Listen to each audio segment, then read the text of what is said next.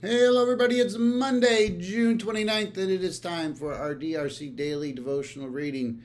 This one's really interesting, pretty intriguing. Yeah. Uh, let it speak. All right. Habakkuk 3:17 through 18, one of my kind of favorite passages, really. Even though the fig tree has no blossoms and there are no grapes on the vine, even though the olive crop fails and the fields lie empty and barren, even though the flocks die in the fields and the cattle barns are empty, yet I will rejoice in the Lord. I will be joyful in the God of my salvation. All right, here we go. Ready? God is drawn to naked faith, the kind of faith that believes, hopes, and endures in spite of appearances.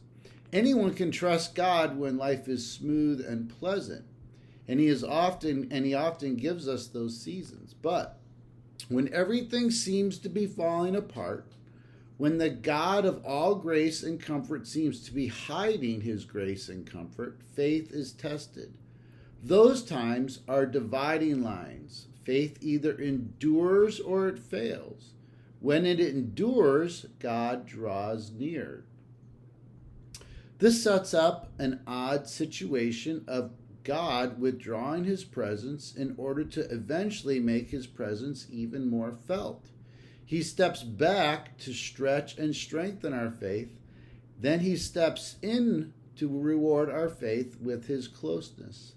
The result is a divine dance in which he and we experience choreographed spaces and then bridge them with an expressive rhythm.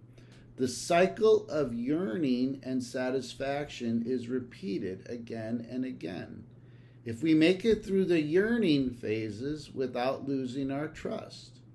When circumstances make him seem absent, when he's on one side of the stage and we're on the other, we hold on, knowing that the choreography will bring us back into an intimate face-to-face encounter.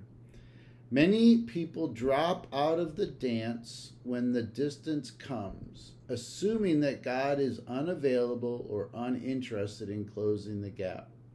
Nothing could be further from the truth. Hard times and a seemingly distant God have a purpose, but that purpose is never to alienate us.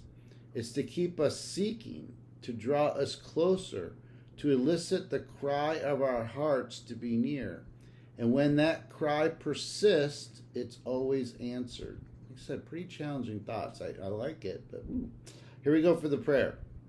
Lord, please help me see every turn of events with you as a step in the choreography, not as a measure of your desire to be with me. I know your ultimate purpose is for us to be united as one and to experience the closest intimacy possible, and everything works toward that goal. Please bring my heart into the rhythm of that process. Yeah, I like this one.